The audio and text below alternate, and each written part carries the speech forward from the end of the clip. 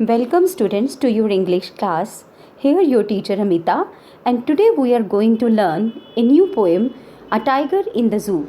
This is the third poem of your syllabus. First I am going to tell you about the poet.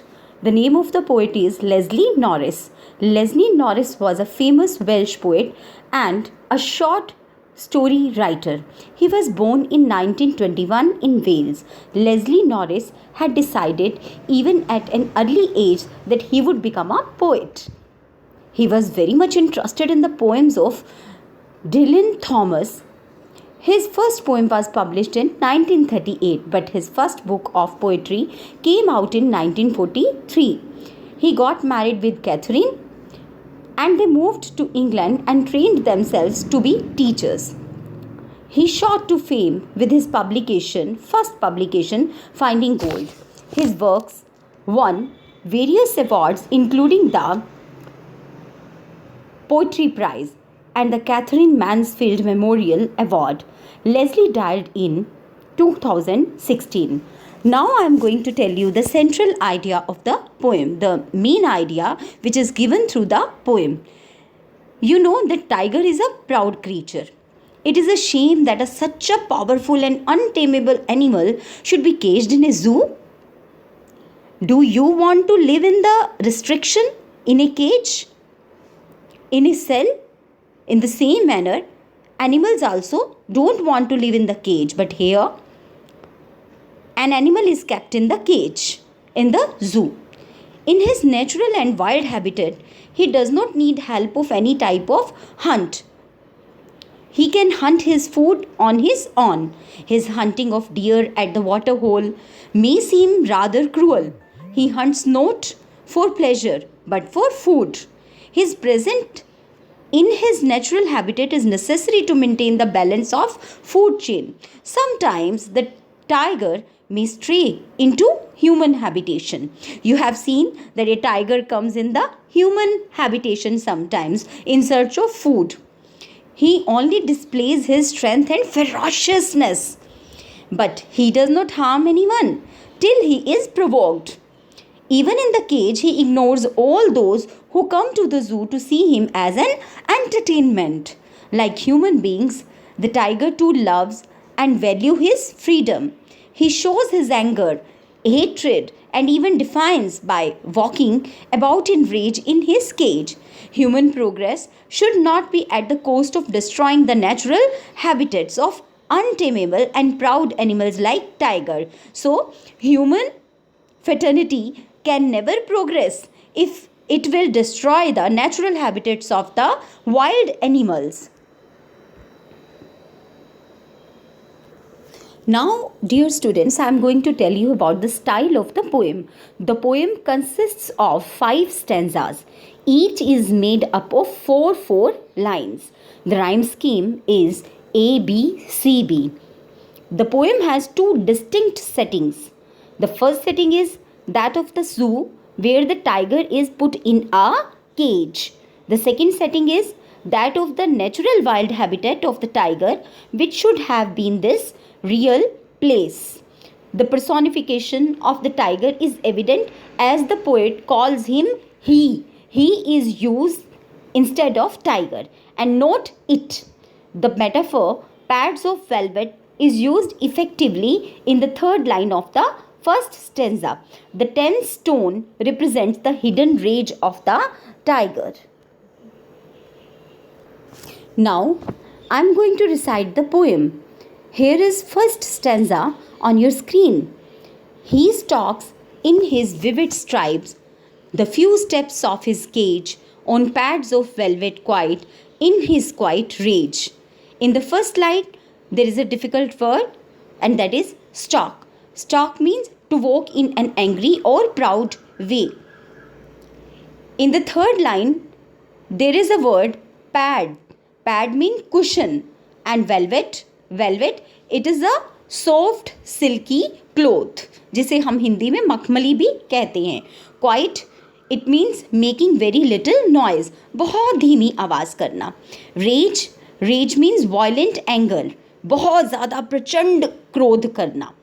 अब हम करते हैं इसकी explanation. तो स्पष्ट रूप से शरीर पर धारियाँ दिखाई दे रही हैं और एक जानवर जो कि बाघ है वो बिना आवाज़ किए अपने मखमली पैरों से जो कि गद्देदार हैं शांत आक्रोश में अपने पिंजरे में इधर उधर कुछ कदम चलता हुआ नज़र आ रहा है। आप देखिए यहाँ पर 4th लाइन में यूज़ किया गया है इन हिज क्वाइट रेज। तो क्वाइट होता है बिल्कुल शांत और रेज होता है वायलेंट एंगर। तो शांत और रेज दोनों चीज़ें, क्वाइट और एंगर दोनों चीज़ें साथ साथ यूज़ की गई हैं। ये एक पोएटिक डिवाइस है। जब मैं आपको बाद में पोएटिक डिवाइसेस करवाऊंगी तब मैं बताऊंगी कि इस पोएटिक डिवाइस को क्या कहते हैं। तो आपने देखा कि tiger is bound in the cage, stripes on his skin are clearly visible, his heels look like pads of velvet. On his pad of velvet, he walks quietly within the cage. He does not seem to be happy to be in his unnatural abode. So, without showing his anger, he walks around quietly in his cage. So, this was the description of your first paragraph in English as well as in Hindi. Dear students, now I am going to start your second stanza. He should be lurking in shadow, sliding through long grass near the water hole where plump deer pass. Here you can see second last word grass. In the second line last word grass rhyme with the 4th line last word pass. Okay, so you can consider the rhyme scheme your own also, but I have already told you the rhyme scheme of this poem. Now I am going to explain. जंगल में अपने natural habitat में जानवर घूम रहा है और वृक्षों की छाया में वो घात लगाए हुए बैठा है। फिर वो लंबी घास में से चुपके से सरकता हुआ अपने शिकार पर हमला करने के लिए उस स्रोत के पास पहुंचता है जहां उसके शिकार मोटे ताज़े हिरन घूम रहे हैं। आप देख रहे हैं कि 4th लाइन के अंदर प्लम्प वर्ड यूज़ किया गया है डियर के साथ। तो प्लम्प का अर्थ होता है मोटा ताज़ा, फाइन। और स्लाइडिंग का अर्थ होता है मूविंग स्मूथली एंड क्वाइटली। तो आराम से धीरे से चुपके जो यहाँ पे हमारा टाइगर है वो टाइगर उस पे आघात करने के लिए धीरे धीरे शेडो से वाटर होल के पास लॉन्ग ग्रास में से सरकते हुए डियर पे जो कि मोटा ताज़ा है अटैक करने के लिए तैयार हो जाता है। तो मैं उम्मीद करती हूँ कि आपको हिंदी में इसकी एक्सप्लेनेशन समझ आ रही होगी। और अब है इसकी एक्सप्लेनेशन इंग्लिश में। So the tiger knows how to ambush his hunt. Tiger जानता है कि किस तरह से अपने हंट को शिकार बनाना है। और he does not attack by challenging his prey directly. He lies in the shade of trees, unseen to his victims. He slides silently through the long grass before charging upon his hunt. He reaches silently to the water hole where plump and well-grown deer come to drink water. So this was the explanation of the second stanza, my dear students. Now I am going to read third stanza. He should be snarling around houses at the jungle's edge, baring his white fangs, his claws, terrorizing the village. अब इस stanza में भी कवि जंगल वाले tiger की बात करता है। अगर वे पिंजरे में बंद नहीं होता तो ये जंगल वाला टाइगर क्या कर रहा होता? वो बाहर उससे सटी हुई बस्तियों के घरों में भी आसपास घुर्राता हुआ नजर आता। वह वहाँ पर अपने सफ़ेद दांतों को बाहर निकालते हुए अपने पिंजरों को दिखाते गांव वालों को भयभीत करता, क्योंकि वो फेरोशियस है तो वो गांव में जाकर गांव के लोगों को डराता।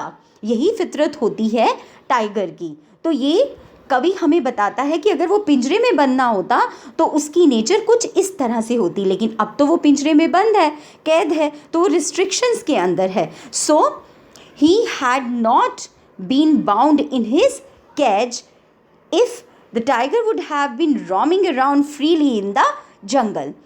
He should have been growling around the houses, the human settlement at the outskirts of the jungle. There he would open out his sharp, long, white teeth and paws just to terrorize the villagers. Okay, so this was the description of your third stanza in English as well as in Hindi. There were some important words which you should know. Snarling, it means दांत दिखाते हुए घुर्राना, means making an aggressive growl. Showing teeth, इसके अलावा यहाँ 2-3 शब्द हैं जो और भी तुम्हें डिफिकल्ट लगेंगे.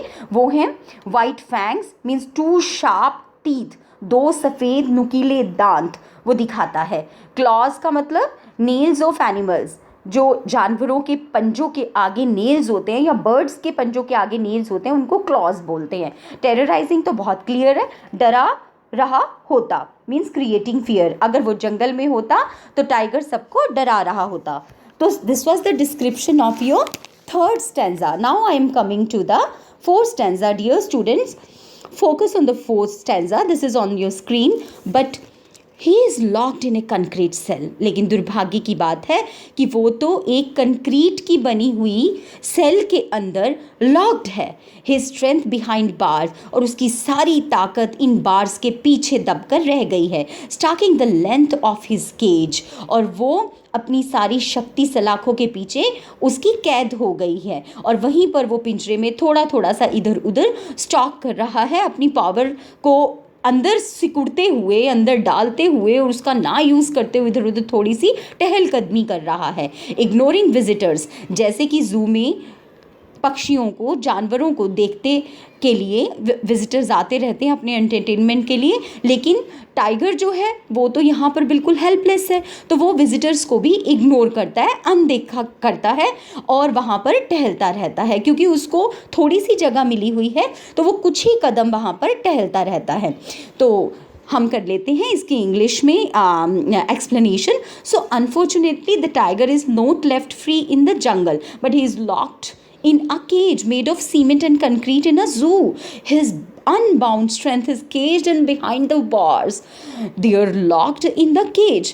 He walks around arrogantly ignoring the visitor. Okay, so this was the description of the fourth stanza. Let us focus on the meanings of the words. Locked, आप जानते ही हैं, ताले में बंद कर देना. Put under lock. Concrete cell means a cell made up of concrete, cement का बना हुआ एक पिंजरा.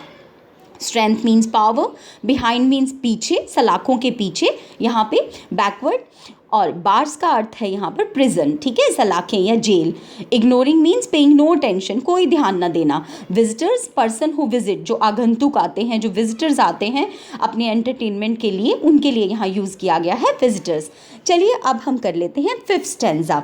He hears the last voice at night, the patrolling cars and stairs with his brilliant eyes at the brilliant stars. तो यहाँ पे कुछ ही words हैं जिनके मीनिंग्स शायद आपको जानने में थोड़ी प्रॉब्लम होगी. तो last voice at night, it means कि the last voice heard at night, tiger जो आखिरी आवाज़ वहाँ पर रात को सुनता है. पेट्रोलिंग कार्स, आप जानते हैं ना, पेट्रोलिंग करने के लिए पुलिस की गाड़ियाँ आती हैं, तो यहाँ भी वॉच करने के लिए गाड़ियाँ आती हैं. कार विच पेट्रोल और कीप वॉच, ठीक है, गाड़ियाँ जो निगरानी के लिए निकलती हैं, those cars are car patrolling cars. Stares का अर्थ है looks for a long time, लंबे समय तक घूरना. Brilliant eyes means very bright eyes, बहुत चमकदार आंखें. तो टाइगर की यहाँ पे ब्रिलियंट आइज बताई गई हैं कि बहुत ही चमकदार आंखें हैं. कर लगते हैं इसकी एक्सप्लेनेशन. सो डियर स्टूडेंट्स, बाघ जो है वो रात को ना गश्त लगाने वाली गाड़ियों को, अंतिम आवाज़ों को भी सुनता रहता है और फिर अपनी चमकीली आंखों से आकाश में चमकते हुए तारों को लगातार घूमता रहता है. Means at night the caged tigers hear the last voices of the patrolling cars. Being locked in the cage, he looks towards the sky. He goes on staring the brilliant stars that are shining freely in the sky like brilliant eyes. So this was the explanation of the last stanza of the poem. So dear students, the poem A Tiger in Zoo by Leslie Norris, and in this poem the poet tries to depict the mental condition of a caged tiger. एक पिंजरे में रहने वाले tiger की mental state क्या होती है, mental condition क्या होती है, यहाँ पे कभी हमें वो दर्शाना चाहता है. He compares the life of a tiger in the zoo with its life in its natural habitat.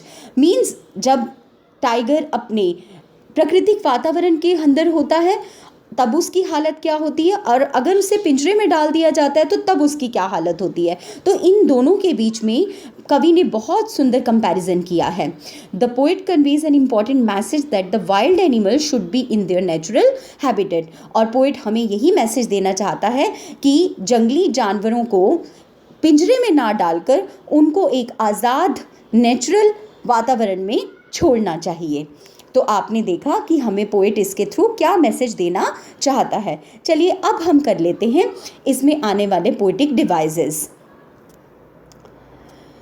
बहुत सुंदर वर्णन किया है पोएट ने, और यहाँ पे जो पोएटिक डिवाइसेस यूज़ की गई हैं वो भी बहुत अच्छे से की गई हैं। Now dear students, you can see on the screen rhyme scheme is A, B, C, B. I have already told you. In the first stanza, in the second line, cage, and fourth line, rage. Okay. So the rhyme scheme is A, B, C, B. Personification is also used, क्योंकि जो tiger है वो personified किया गया है। कवि tiger को tiger ना कह के या इट ना यूज़ करके वो ही का यूज़ करता है। यहाँ तीसरी डिवाइस जो यूज़ की गई है फर्स्ट स्टैंजा में वो है मेटाफर। टाइगर के जो पॉज हैं उनको वेलवेट के साथ पैड्स ऑफ वेलवेट यूज़ किया गया, कंपेयर किया गया। तो जब कंपैरिजन किया जाता है, आपको पता है, तो वो मेटाफर होता है। बिना लाइक और एज के यूज़ किए गए अगर कंपैरिजन किया जाए तो वो मेटाफर होता है। एंजैममेंट, सेंटेंस जो है वो अगली लाइन में भी बिना किसी पंक्चुएशन मार्क्स के अगर कंटिन्यू करता है तो उसे हम एंजैममेंट कहते हैं। आपने देखा कि यहाँ पे लाइन थी, he stalks in his vivid stripe the few steps to of his cage. तो इन दोनों लाइन्स में कोई पंक्चुएशन मार्क नहीं है, तो इसका मतलब एंजैममेंट पोएटिक डिवाइस यूज़ की गई है। इसके अलावा यहाँ पे बहुत खूबसूरती से इमेजरी का इस्तेमाल किया गया है। Poet tries to create an image about the tiger, he stalks in his vivid stripes the few steps of his cage. अपनी ही केज में वो थोड़े थोड़े कदम जो है वो चलता है, तो हमारी आंखों के सामने एक तस्वीर सी बन जाती है इन शब्दों के माध्यम से। तो ये कौन सी डिवाइस है? इमेजरी। कॉन्सोनेंस, जब किसी कॉन्सोनेंट साउंड को बार बार इस्तेमाल किया जाए एक ही पंक्ति में तो उसको कॉन्सोनेंस बोलते हैं। The use of S sound, Starks, stripes, तो आप देख रहे हैं स बार बार यूज किया गया। एजोनेंस, जब कोई वॉवल साउंड इस्तेमाल होती है बार बार एक ही पंक्ति में तो उसे एजोनेंस कहते हैं, तो वो भी बहुत खूबसूरती से इस्तेमाल की गई है। Use of vowel sound, I, vivid, stripes, तो आई का इस्तेमाल भी यहाँ पे किया गया है, तो ये है एजोनेंस।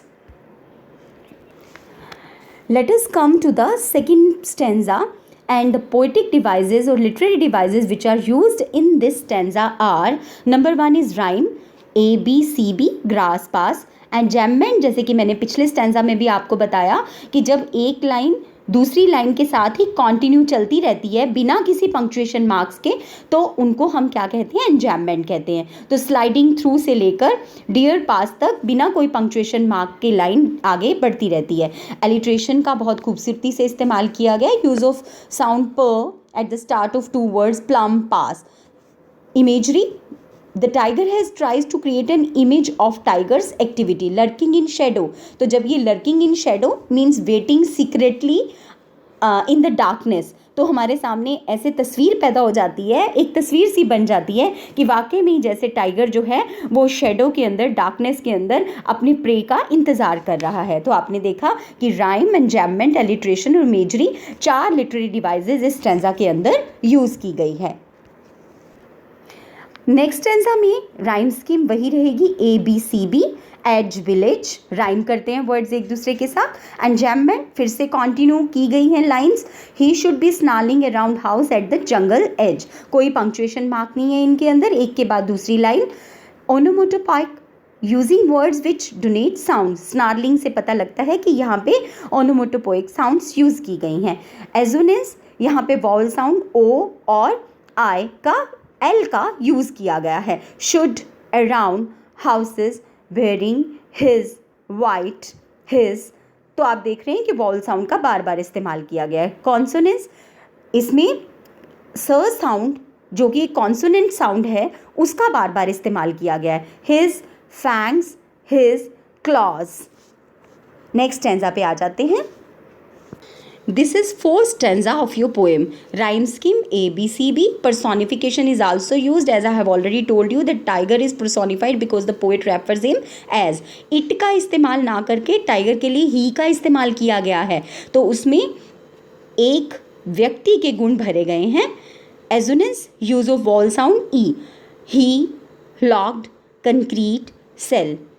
Consonants, बार बार कॉन्सोनेंट साउंड स का इस्तेमाल किया गया है. हिज, स्ट्रेंथ, बार्स, 3 शब्दों में एक ही स्टेंजा के अंदर. एलिट्रेशन, यूज ऑफ साउंड ब, the start of 2 words behind bars. तो बिहाइंड और बार्स में ब साउंड का बार बार इस्तेमाल किया गया है. तो ये कौन सी लिटरेरी डिवाइस हुई? Alliteration. Now you can see on the screen that the literary devices used in the last stanza are: number 1, rhyme scheme A, B, C, B. Rhyme scheme is followed: cars, stars. Enjambment, line 3 continues to line 4 without any punctuation mark and stares with his brilliant eyes at the brilliant stars. Alliteration is also used as her sound in the starting of 2 words he hears. So this is alliteration. Assonance, use of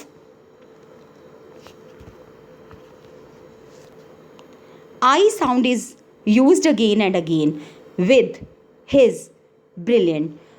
So my dear student, this was the description of literary devices used in all the stanzas. I have described it in a great length, in very detail. I hope that you have understood the literary device used in the poetry.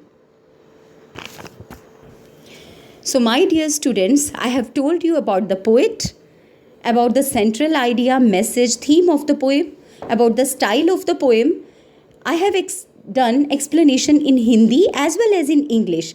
I have told you the meanings of the difficult word in Hindi and English, and I have explained you the literary devices used in the poem. I hope that you have understood the poem and you will revise it. You will watch the video again and again and keep doing practice, keep learning, keep watching.